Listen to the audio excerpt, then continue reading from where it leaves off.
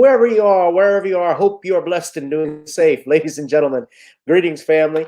Of course, I'm tuning in. You see me without the glasses off today, but if you're looking for some opportunities, particular advertisement opportunities, then look no further at the link at the bottom to my email address. You can hit me up for advertisement opportunities. We are supporting and promoting your businesses here on this channel.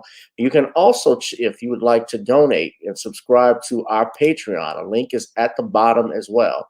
So you have multiple ways in which you can advertise with the platform by emailing me when we go on do our live stream. You also have access to premium content. Those that want to see premium content that you will not find here on YouTube or Facebook or Twitter, as I am suspended probably by now.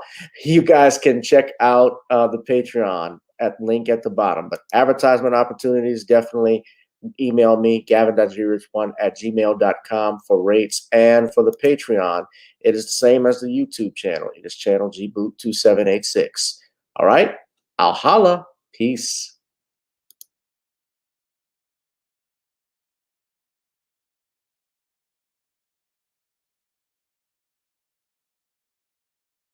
Okay, welcome, family. How we doing today?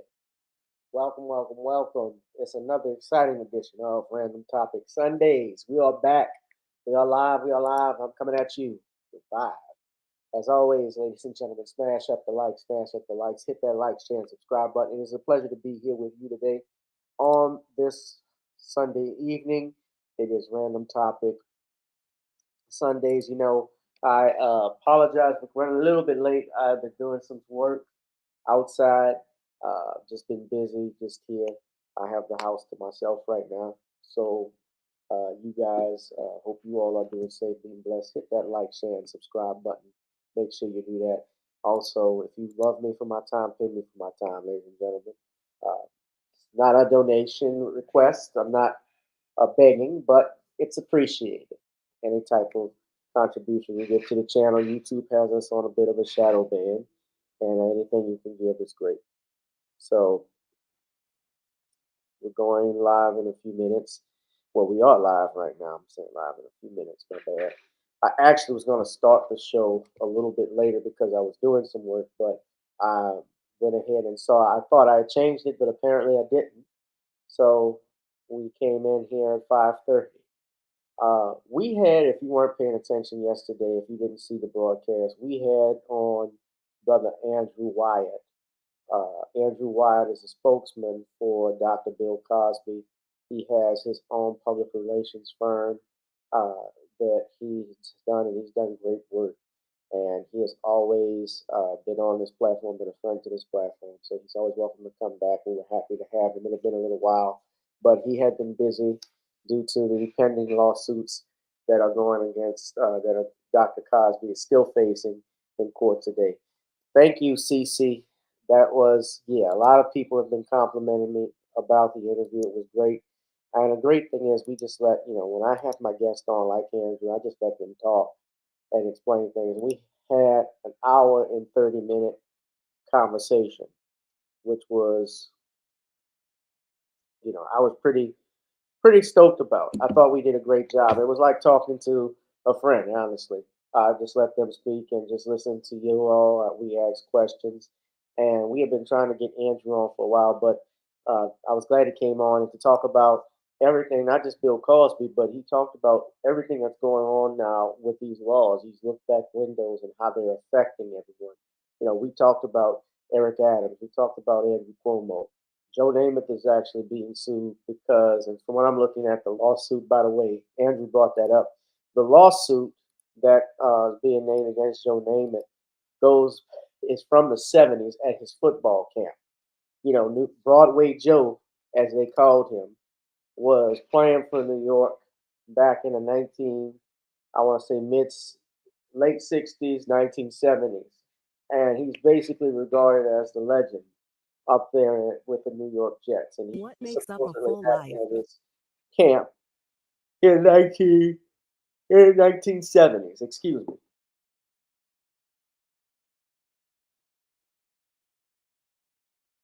and they're accusing name. The reason why Namath was named not because he sexually assaulted someone or a kid, but because he supposedly covered it up back in 1972 when he hired a quote Philip Lynn Lau Smith.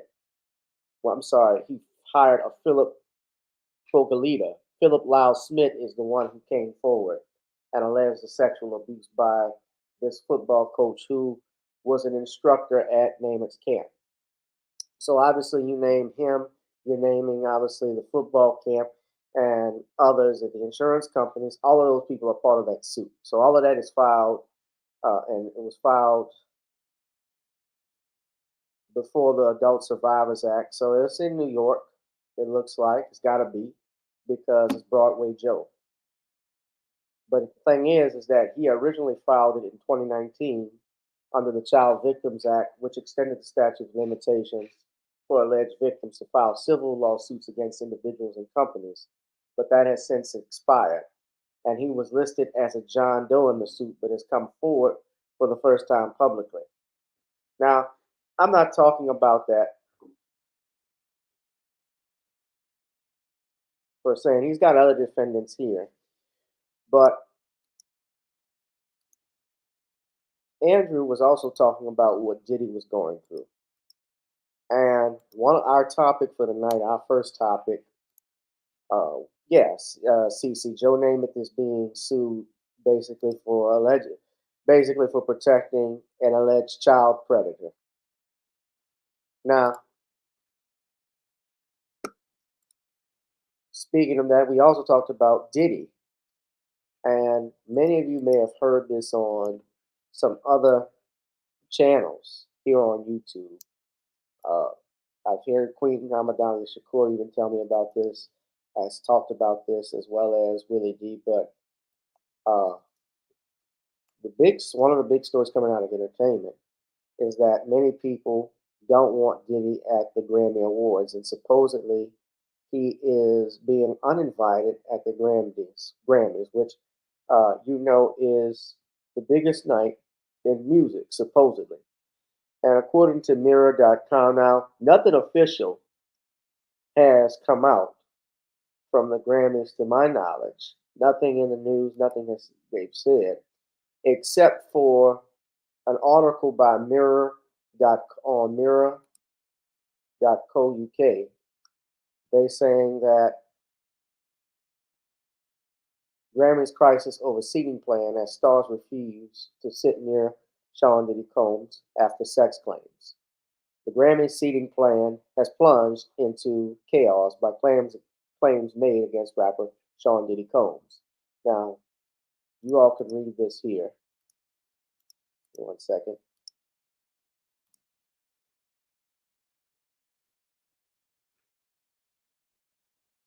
So that's Cassie, that's Diddy, and we know what's happened with him, how he's been sued, how he settled this lawsuit. Although, truth be told, his companies, his corporations, his insurance companies, probably the ones that fit the bill for this. Cassie settled the lawsuit with Diddy, and several Academy officials are pushing to remove the billionaire superstar from the Grammy guest list. A music insider tells us the formal invitations go out this month. There's a conflict at the Academy, as several voting members do not think it would be appropriate to invite Diddy. Some, including several high-profile African American members, fear that inviting him sends the wrong message to audiences and to the charities it supports. Several publicists have asked that their artists aren't seated by him. It's a logistical nightmare. So basically, what they're talking about is there's an image problem. If you have Diddy sitting next to you and he's being accused of some things that are so heinous, the the record companies for these other artists, their publicists and so forth, feel it would be a nightmare for them because it would send the wrong message. But here's the thing. When we talk about the Grammys, uh, they talk about sending a wrong message.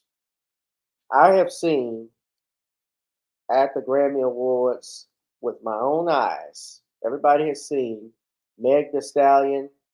I saw Meg Thee Stallion and Cardi B do that song WAP.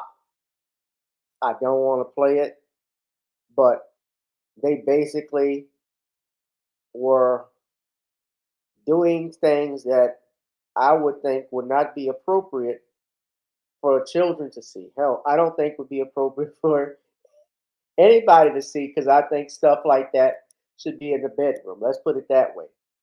I've also seen them have satanic performances.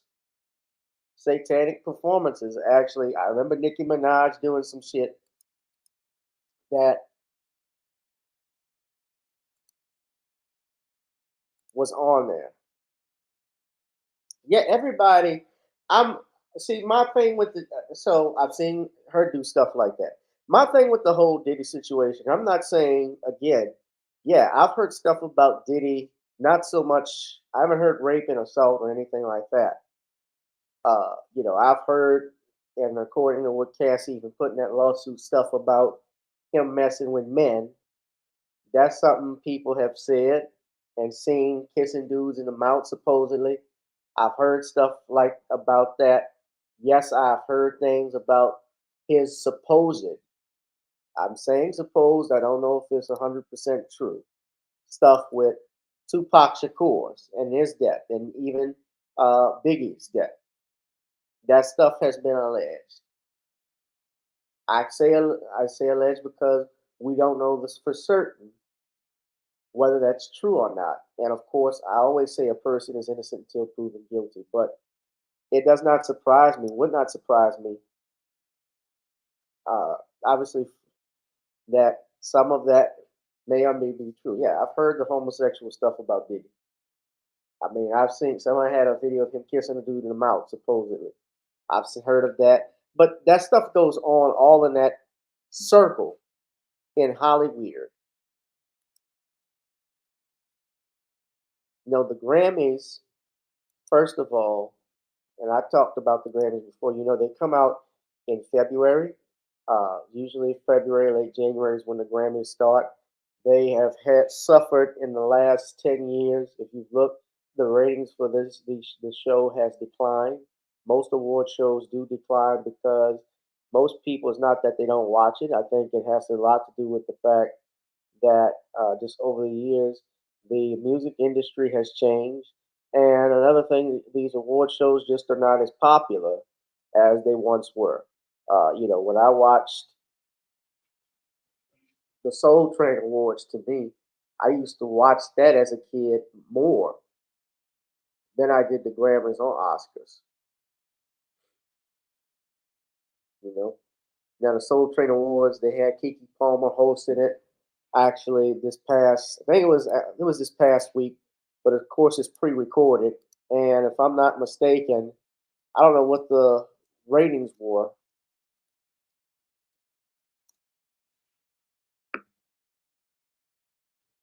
The ratings, according to Showbuzz Daily, if we look here, so they don't have. I'm trying to look at it. Soul Train Awards rating. Just curious. Hold on, I got to see this. Did anybody watch it? Just curious. Okay, so this is US TV. It was on BET Curve. Look at the audio. Okay, this is low. I'm gonna show you how. I'm gonna show you now. It doesn't have the same. God rest Don Cornelius. I think with him not being here, that plays a factor in it. But the artists too that were on these awards that you had to look forward to, like the Soul Train Awards, Luther Vandross, Shaka Khan. I've seen Michael Jackson at the Soul Train Award. Even Eddie Murphy was there. I think Liz Taylor even came because she was showing supporting Michael Jackson. 113,000 people watched the Soul Train Awards, according to USTVDB.com. That's a rating of 0.04%. And this is Thanksgiving weekend. So it was 413th overall on BET Her. The demographic of between 18 and 49%, only 52,800. So that's not even half the audience. But that's the Soul Train Awards. But my point being, now if you look at the Grammys ratings, now I think theirs went up because the year previous, okay, so they claim to have gotten 12.5 million viewers, but the show in 2022 drew 9.5. So they saw an increase supposedly according to Billboard, but they had suffered from record lows in recent years. Now I don't know how it's going to be this year because if I'm not mistaken, they got Taylor Swift on there. And look, I gotta say this about Taylor Swift, and I might piss off some Swifties, but why is it? What is this thing where they got to compare her with Michael Jackson? Why do they compare this stick to Michael?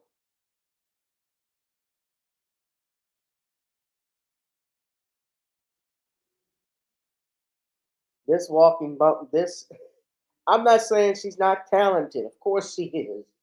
But they have, and it's not just her, but every new artist that they've come from Harry Styles and others, they've called this that person the new king of pop or the queen of pop. They've racked up, they've done more in years than Michael Jackson ever did and stuff. First of all, Michael Jackson did so much in the 50 years that he was on earth that those guys in not even in 50 years in the from the time he was a kid when he was 5 years old and then when he got to be with the Jackson 5 with Motown he was about 10. From the time he was 10 to the time he died, that man has been performing everywhere. Bad Bunny, yeah, I ain't never heard of Bad Bunny before. And they've been, yeah, I saw this Bad Bunny. They had him as the king of pop, but they had Harry Styles as the king of pop. That was on Forbes magazine. They called Bad Bunny the king of pop.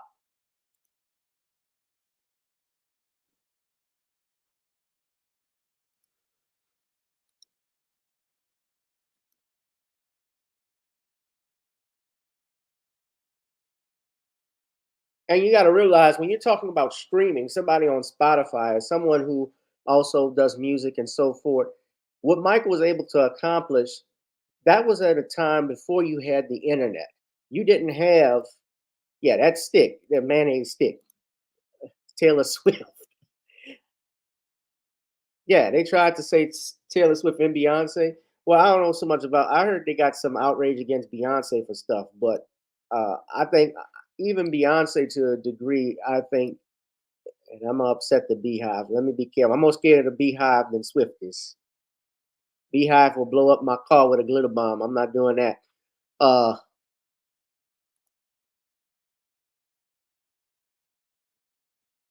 yeah, they've been taking pot shots at Michael. So that's Bad Buddy. I've never even heard of him. But when you're talking about Spotify, like they talk about how Taylor Swift is how great she is on Spotify. She's got over 30 million streamers.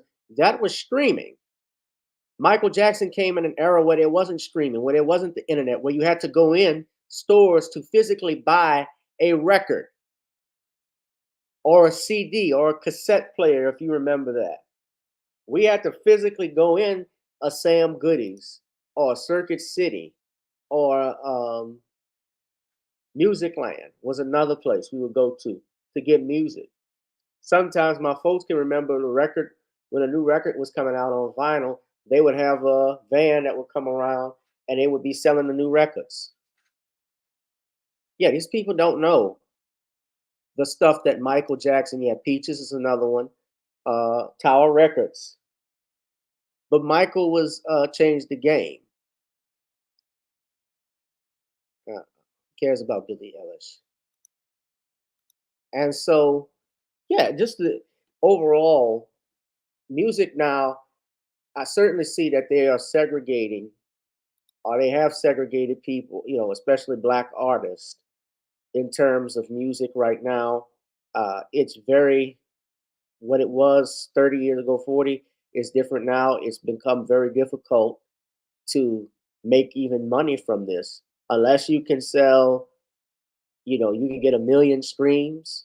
You got to think about this too. If you're trying to claim royalties and your royalties are set at 25 or 50, 25 cent or even 50 cent, that's hard. That ain't nothing. That's nothing. Excuse me. That's nothing. That's not a lot of money. You can't support families. Some of the top songwriters in the world right now, do y'all know, are BBC had this article. Some of the top songwriters in the world are driving Uber and Lyft. That article came out back in 2020. I don't know if y'all ever heard of that, but yeah, BBC reported it. They're driving Uber and Lyft to support themselves.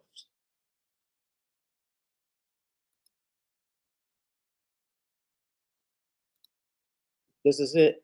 Yeah, and that's because the greedy record companies are taking the money. And to top it off, we're talking about music. I want to focus on Diddy, but I do want to mention they have that Thriller documentary out because it's 40 years since Thriller, and so far I haven't had a chance to watch it.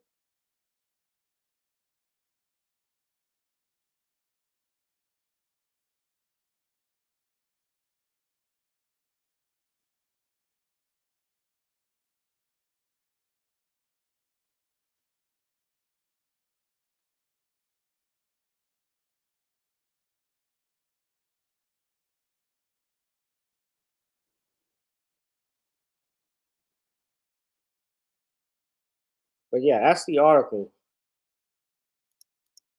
But if you're an artist, you don't tour, you don't do anything to promote, it's hard.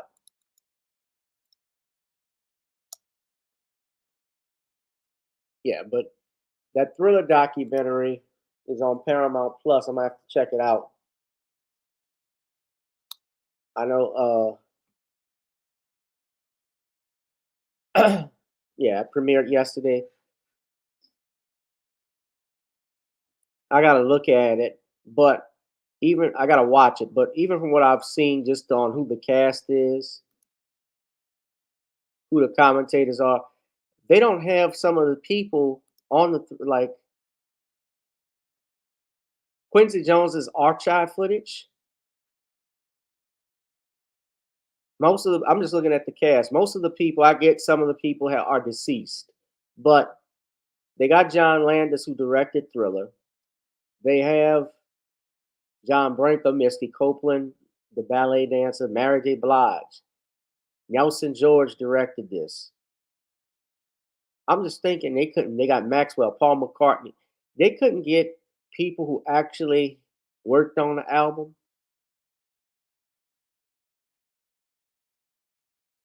I gotta watch it, but everybody says it's good. People I've seen, they say they enjoyed it. I don't know. We'll find out. I'm gonna take a look at it.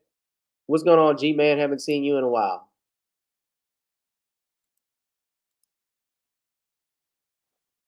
But yeah, Diddy's expelled from the Grammys.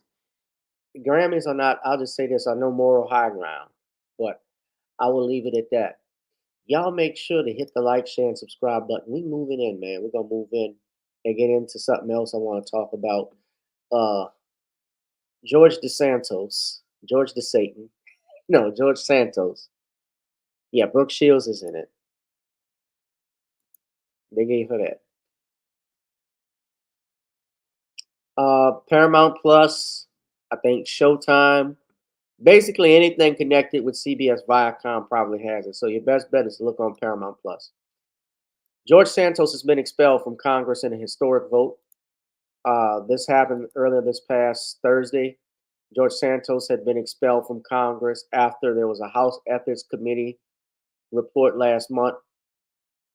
It's talking about how he first off misused campaign funds for his personal use, along with other allegations. Um, Brother Harvey Superboy did a video even about this. What they don't talk about is he's not being expelled for his racism, according to Brother Harvey. But let me play this video for y'all.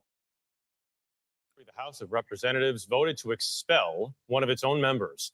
Embattled former Congressman George Santos was ousted in a bipartisan vote Friday after the House Ethics Committee released a scathing report last month.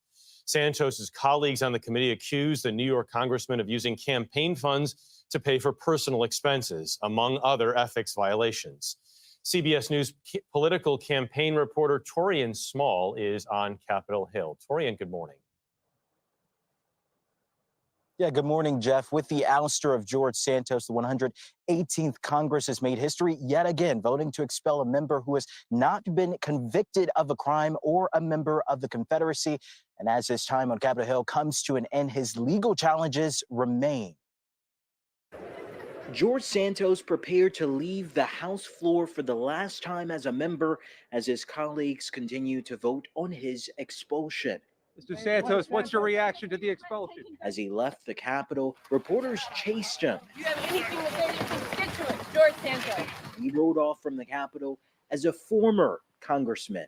His final remark, "Why would I want to stay here? To hell with this place." In light of the expulsion of the gentleman from New York, Mr. Santos, the whole number of the House is now 434. More than 100 of his fellow Republicans joined nearly all Democrats voting to make Santos one of only 3 U.S. House members to be expelled since the Civil War. Today, at least, democracy prevailed. Though members of the GOP leadership, working with a slim majority, voted for him to stay, arguing he hadn't been convicted. I'm not going to vote to expel. Santos's former Republican colleagues from New York mostly supported his removal. I think the precedent is that we're holding members of Congress to a higher standard. That afternoon, congressional maintenance crews were seen removing his nameplate and changing the locks on his office doors. But Santos is facing trial next summer on 23 federal charges, including 2 accusations he stole his campaign donors' credit card numbers and racked up thousands of dollars in charges. I have been convicted of no crimes, Mr. Speaker. But after 2 attempts to expel Santos previously failed, it was the report from the House Ethics Committee that sealed his fate. The committee found evidence that Santos had stolen money from donors to live a life of luxury, spending campaign funds on Botox, trips to the Hamptons and Atlantic City, and designer clothing. And earlier this week, Republican Representative Max Miller of Ohio accused Santos of allegedly using his and his mother's credit cards to fund his spending. You, sir, are a crook. Now, in a string, his mother's credit cards to fund his spending. You, sir, are a crook. Now, in a string of overnight posts to the social media website known as X, Santos announced plans to file ethics complaints against 3 Republicans and 1 Democrat, all who voted to expel the former congressman. As for his now empty seat, Governor Kathy Hochul of New York announced plans for a special election to fill the vacancy in the state's 3rd congressional district. It's a pretty competitive seat, so we can expect to see both parties spend a fortune to fill this vacancy. Michelle. Yes, indeed. Torian, thank you.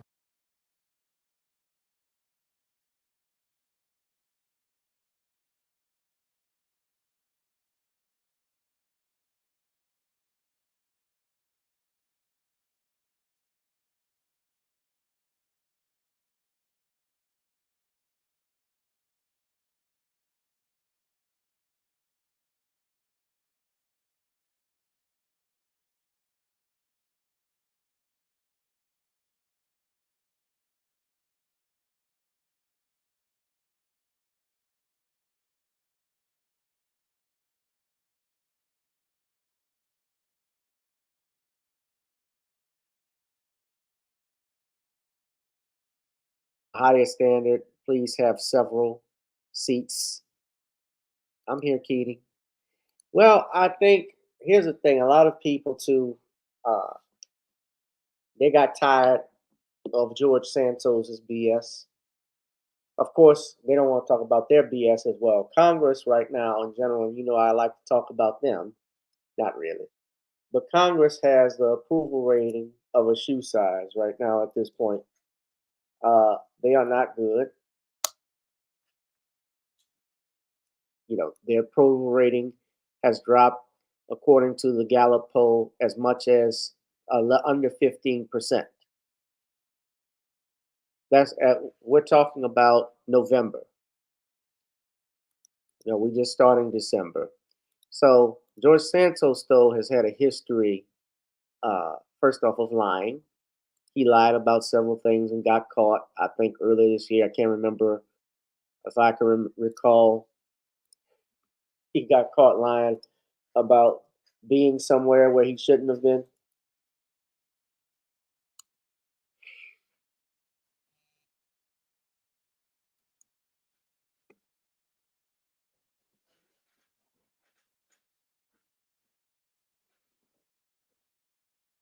Which he has, but so has others.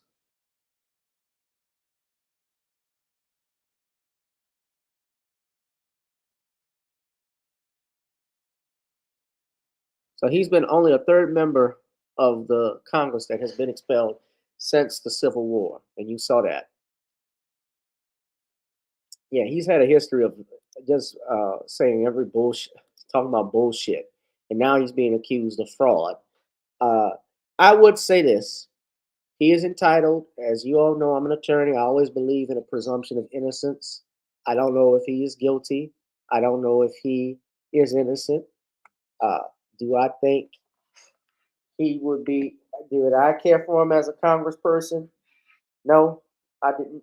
I certainly don't think he is good for America. But then again, I don't think all of Congress is good for America right now. Just look at their approval rating. Something is wrong, and there's a mistrust between Congress and the people of the United States. And Mr. Santos was just a part of that. The House is still pretty much Republican, but at the same time, when they lose another member, that doesn't help them. But yeah, he says to hell with this place. Well, to hell with him. That's what they said.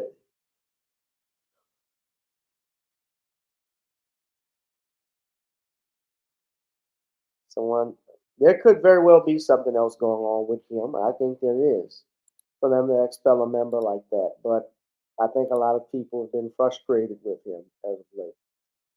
But what say you, fam?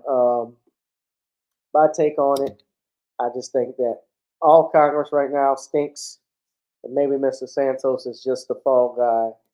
And it really, I would say, I wouldn't say a fall guy, but I would say he is a reflection of. I think is a better way of putting it, a reflection of where the House of Representatives is right now.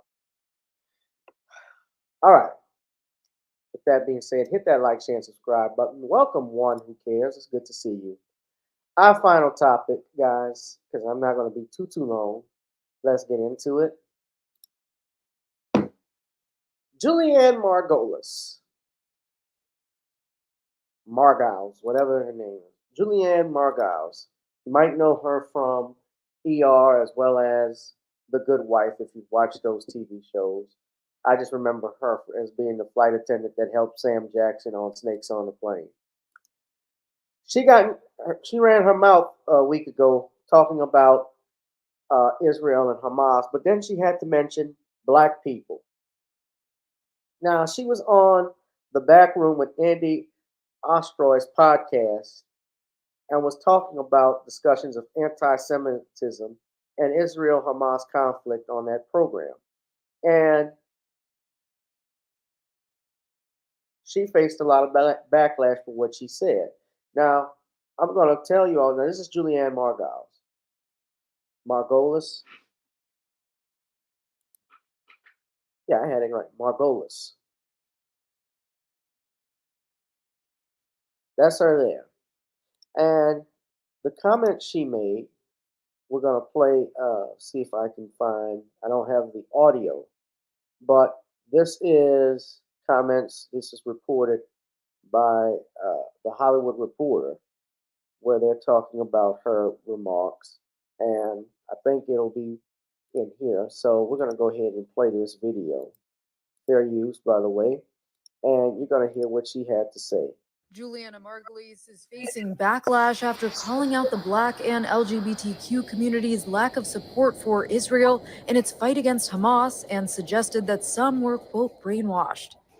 Margulies was on the November 21st episode of The Back Room with Andy Ostroy podcast to speak about her role on the morning show before the conversation shifted to anti-Semitism and the Israel-Hamas conflict. Margulies expressed her sadness that Black and LGBTQ plus people were supportive of Palestine and in her eyes were not supporting Israel in their fight against Hamas, especially as she believed Jews have supported the Black community. I'm the first person to march for Black Lives Matter. When that happened to George Floyd, I put a black screen on my Instagram, like I ran to support my Black brothers and sisters. She added, when LGBTQ people are being attacked, I run. I made a commercial for same-sex marriages with my husband in 2012.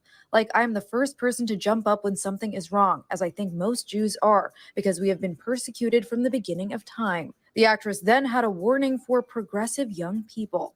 It's those kids who use pronouns who are spewing this anti-Semitic hate that have no idea if they stepped foot in an Islamic country. These people who want us to call them they, them, or whatever they want us to call them, which I have respectfully really made a point of doing, like be whoever you want to be. It's those people that will be the first people beheaded and their heads played with a soccer ball, like a soccer ball on the field. Margulies then brought up a Black lesbian organization at Columbia University who was reported to be disinviting Zionists from a film night. I want to say to them, you fucking idiots. You don't exist. Like, you're even lower than the Jews.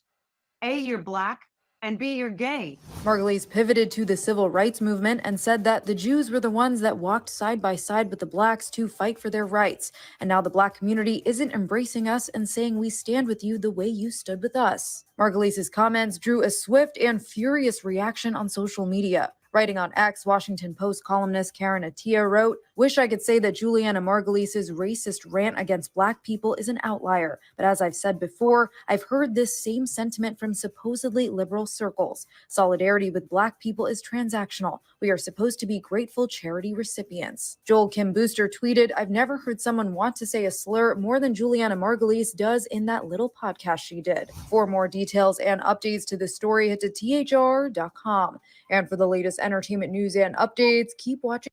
So that's Julianne Margulies making this remark about Black people. Of course, she made a remark about homosexuals, the LGBTQ, and rightfully so, she got taken to task, and she later issued an apology. She stated in her apology, quote, "I am horrified by the fact that statements I made on a recent podcast offended the Black and LGBTQIA+ communities I truly love and respect. I want to be 100% clear. Racism, homophobia, sexism, or any prejudice against anyone's personal beliefs or identity are abhorrent to me, full stop. Throughout my career, I have worked tirelessly to combat hate of all kinds and anti-Semitism, speak out against terrorist groups like Hamas, and forge a unified front against discrimination. I did not intend for my words to sow further division, for which I am sincerely apologetic." Stand on what you say, Julia. Stand on what you say, Juliana. You meant what you said. And I support and have respect mostly for anybody who at least stands up to what they said. Now, if you did something wrong and you stand up and you admit you're wrong for something, that's one thing. You gave your opinion, and this is what you felt and what you are feeling. Don't apologize because you're going to face the backlash and you don't really mean it. You say it with your chest. This is a white liberal, guys. This is the liberal that Malcolm X described, and the liberal, his racism is sometimes even worse than the redneck's racism, than the outright racist, because when they say something, they stand up with you and say, "Oh yeah, we down with you. We're going side by side. We work together." But then when you want to get ahead, if it means beating them, they will do anything to hold you back. You talked about, oh, the Jews were there with blacks. You were there because you benefited from the movement we were fighting for. And let us be clear, the civil rights movement really didn't start in the term civil rights movement, yeah, it started in the 50s with Dr. King. Of course, the movement to fight black people had been going on before that. The NAACP was really founded by whites, mostly Jews. And the NAACP really has been, in some ways, ineffective as in recent years towards getting anything for black people. But you mentioned George Floyd, and you talked about, oh, I put a black screen. What does a black screen do for you, man? What does that do for George Floyd and his family? That didn't do shit. He's still dead. I'm the first one to, who cares if you're the first one? They had other white folks that were out there marching. And let's be real, it was even mostly white folks that were doing a lot of looting and rioting that was going on. They were trying to blame it on us, but it wasn't. And Black Lives Matter hasn't even benefited black people solely. That is a front for, it's actually a front for LGBTQ. They've been exposed in their mission statements and what they were saying, and they had to change it, where they didn't believe the man to be the head of the household, where they were tired of the nuclear family. I don't even watch The Good Wife, and I never have. I'm thankful I don't, and I didn't. But Malcolm X described this, brothers and sisters. Let's listen. The race problem, integration, Brother Malcolm said civil rights issue are all nothing but tools used by the whites who call themselves liberals against another group of whites who call themselves conservatives, either to get into power or to retain power. Among whites here in America, the political teams are no longer divided into Democrats and Republicans. The whites who are now struggling for control of the American political throne are divided into liberal and conservative camps. The white liberals from both parties cross party lines to work together toward the same goal, and white conservatives from both parties do likewise. The white liberal differs from the white conservative only in one way. The liberal is more deceitful, more hypocritical than the conservative. Both want power, but the white liberal is the one who has perfected the art of posing as the Negro's friend and benefactor. And by winning the friendship and support of the Negro, the white liberal is able to use the Negro as a pawn or a weapon in this political football game that is constantly raging between the white liberals and the white conservatives. The American Negro is nothing but a political football, and the white liberals control this ball through tricks or tokenism, false promises of integration and civil rights. In this game of deceiving and using the American Negro, the white liberals have complete cooperation of the Negro civil rights leaders, who sell our people out for a few crumbs of token recognition, token gains, token progress. Now, she mentioned the Jews and how they supported us. Let's go back to that. Now, I'm not saying that there weren't Jewish people or white people who put their lives on the line for blacks. You can go back to John Brown during slavery. We can talk about those abolitionists like William Lloyd Garrison and a few others. Yeah, there were some. And although he was spoke a good game. I know about Schwimmer and Cheney and Goodman, Mississippi Burning, yeah.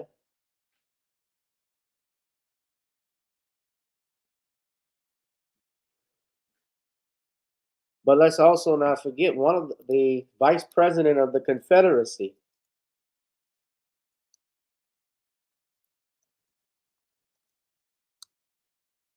Judah Benjamin. He was the attorney general. I said vice president. He was the attorney general and secretary of war and the secretary of state for the Confederacy. He was a Jew. He was a senator from Louisiana.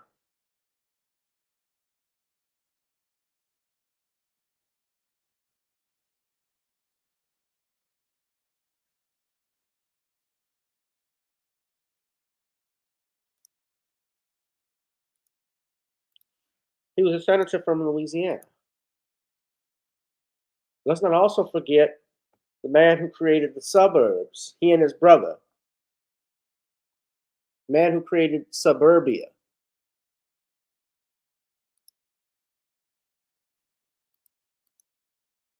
In the United States. William Levitt. He refused to sell homes to blacks.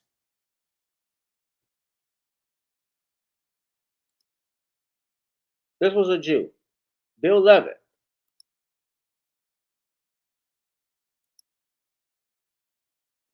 They were a real estate development company. These are the homes that they designed, and they constructed in particular after World War II. He was a World War II vet. He served in the Navy, but he wouldn't let his homes to black people.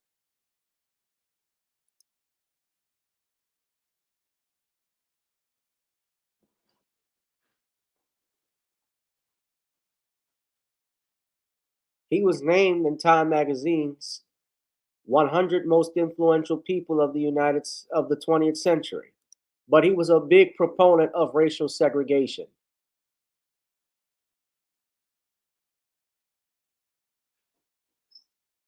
In fact, the NAACP and the ACLU opposed his policies, and the FHA refused mortgages on his next Levittown.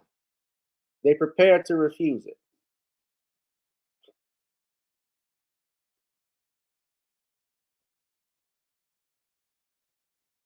He was one of the richest men in America with an estimated net worth of $100 million.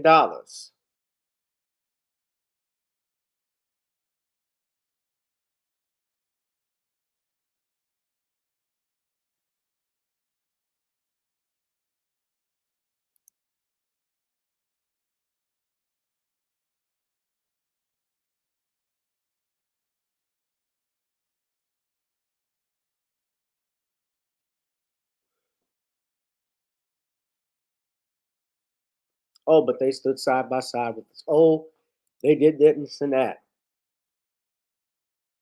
We're made to hate you. Really? Let's put it this. Let's analyze this. And I haven't read the book, but I'm aware of it. The secret relationship between blacks and Jews that the Nation of Islam has. I've heard of it. I've never read it. But black people and Jewish people in the United States have a very interesting relationship, especially when it comes in the entertainment industry. Let's put it that way. And we have talked about some of these managers and music publishers like a Morris Levy, Alan Klein, Nate Turner Paul, guys like that. I'm not going to get up here and I won't generalize an entire group. I won't do that. But we know that those people were shady, especially what they did to our artists like Frankie Lyman, Sam Cooke, Jackie Wilson, and others. And racial prejudice comes from a lot of anti-black rhetoric comes from these groups. Even what we call a minority, and we know this, look at the Asian community. You even watch the movie, if you've ever seen it, Bend It Like Beckham, about the Indian girls. There's a big important line, the Indian Pakistani girls who are talking about her father wouldn't let her date a black boy. That goes on a lot in that community. Even in the Asian community, Koreans and Chinese, and I'm talking about that lineup, Vietnamese. There's also a way that they look at black people. You know, remember when Floyd Mayweather, the Philippines, when Mayweather versus Pacquiao, they were calling Mayweather a nog nog.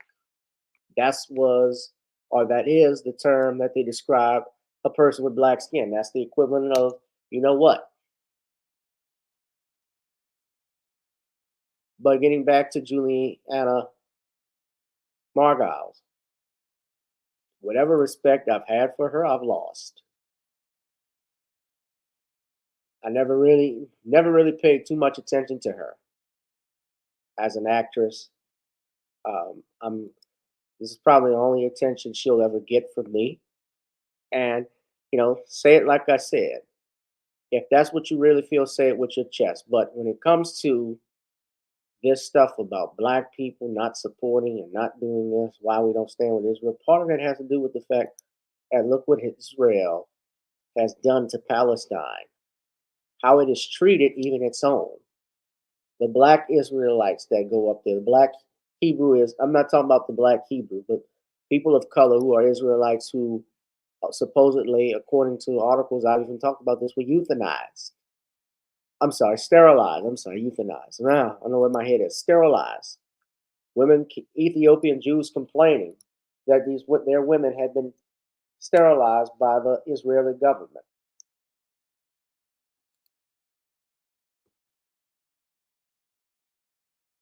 They were given contraceptives without consent, according to The Guardian. You can look at the article right here. I come with my facts.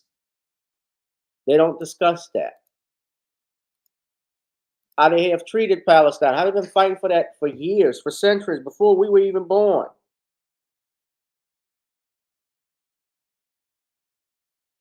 So this stuff has been going on.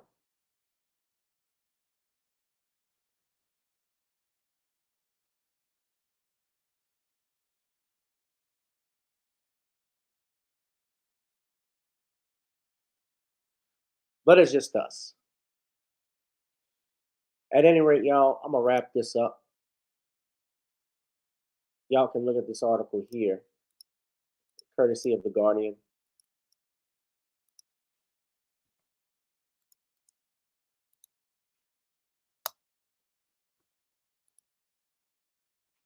I want to thank y'all for tuning in. Danielle Meyer, CC.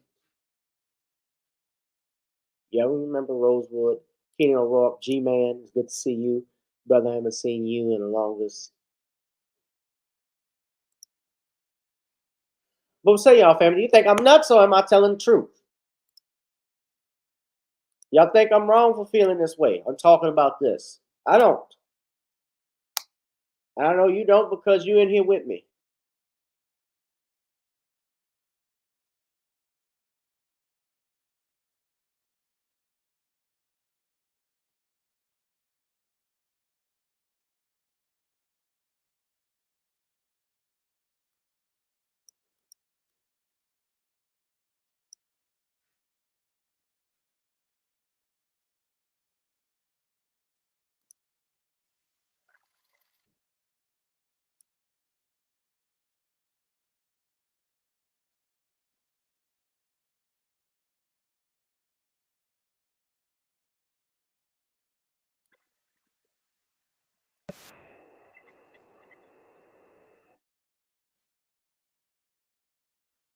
All right, fam. We're going to wrap this up. If you'd like to support this channel, you can go to the Cash App, PayPal, or Zelle.